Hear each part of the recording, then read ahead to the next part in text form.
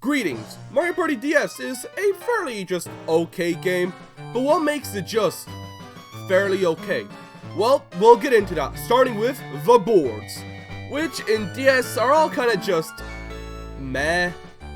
And this all has to do with the pretty simple fact that they're all too small, and as I'll discuss later with the items, this is sort of a bad thing, because with the biggest board being Bowser's Pinball at 52 spaces, and the rest being about 43 to 46, yeah, that's kind of absurdly small. And yeah, there are a few boards that get the pass, aka just DK Statue, as is a straight line board, so it gets a pass. And sorta Kamek's Library, as you do have to gamble each time you buy a vase to get a star, so it sorta makes sense, but the boards themselves are decent. Like Wiggler Garden is a fine board, decent layer, happening spaces are fine. You can stall in the centers, and junctions at times feel like they were just put there because they needed to put a junction, and obviously the first point made. Toadette's Music Room, this one's a pretty fun thing with the star changing cost each time from 5 to 30 coins, and the layout is decent I guess, but again, these boards are so small to do anything with, so this board kinda just feels like a circle with two major junctions to fit more star spaces. DK Statue, a board that actually makes sense to be small as it's a straight line, and straight line boards are usually small to make up for the fact that they don't have branching paths. And because of this, it's actually a fairly good board. Decent happening spaces, great idea with the star and being able to buy as much stars as you want, depending on if you actually have the cash, and also dry bows is here, so yeah, obviously it's a good board. Kamek's Library is a board that has just basically 4 circles, and it has the Neon Heights gimmick of having 3 star locations, but only one actually having the star, and the one circle being accessible and with happening spaces in the north. But with that being said, it's overall a pretty good board, and the final board, Bowser's Pinball Machine, has probably the cruelest happening space, making you lose all your stars and all your coins. Oh yeah, and probably does the small size thing the best, with one big circle in the north, with a path leading in and out, and both paths being long, and being able to loop in the circle with another path to cut through the middle of the circle. You know what I'm talking about. But yeah, this board is overall a good board, and there's gambling in it, so it's obviously the best board in the game. But that's the board, and if I could use a word to describe them, it will be underdeveloped due to their size. But overall, the boards are fine. But now onto the biggest problem in Mario Party DS, the item system. But what makes this item system so bad? Well, let's start with the prices. Listen, I know we like to make fun of the modern games for the economy. Look at the prices for these items. 3 coins for a double dice? 1 coin, I say 1 coin for a half dice. Although even if they made it free, I doubt anyone would buy them. 15 coins for a gold pipe? What in the Holy Roman Empire? Why are the items so cheap? The only items that aren't ridiculously cheap are the 2 overpowered ones, like the block sensor, which gives you a hidden block, and the grab bag for 25 coins, which gives you like in 3 amazing items like the gold pipe and triple mushroom. Although both these require you to play 20 turns or longer, but what's the problem? Well, it's rather obvious. The economy. As when items are dirt cheap, traveling through the boards with double and triple dice becomes really easy to dash around, and Mario Party DS boards are all fairly small. The average size of a Mario Party DS board is like 46 spaces. That's tiny. But on boards like, just the 2 boards, aka Bowser's Pinball Machine, it makes sense as you can lose all your stars and coins, and DK Statue, because it's all about buying large amount of stars, well, large amount of quantity of stars, so hoarding money is rather important, I'd say.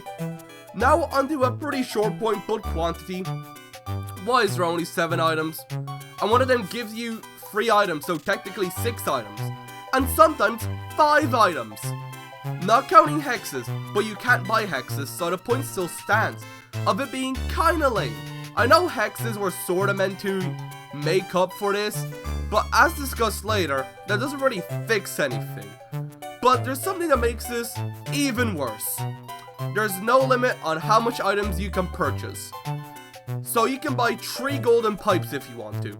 Others may find this fun for chaos reasons, but personally I find this really game breaking, as you can pretty easily stock up on triple dice and blaze through the board, or what you're expecting me to say, buy 3 gold pipes to be able to, well, just go to the star.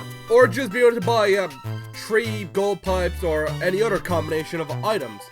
This is frankly overpowered and basically breaks the game, as buying 3 gold pipes to just zip the stars for less coins is a bit OP, but the person that's doing well in the game can do extremely well, as money was going to be less of a problem from them.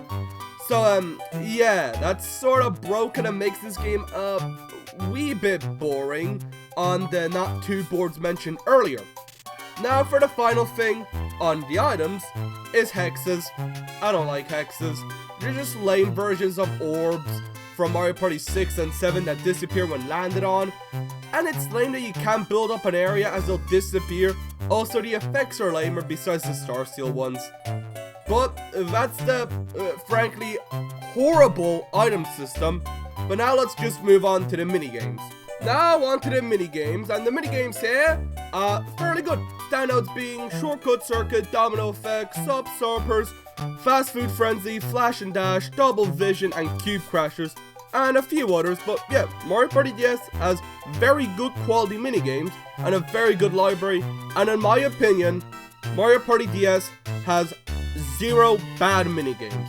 It may have a few like meh minigames, but overall, it doesn't have a single bad minigame in my opinion.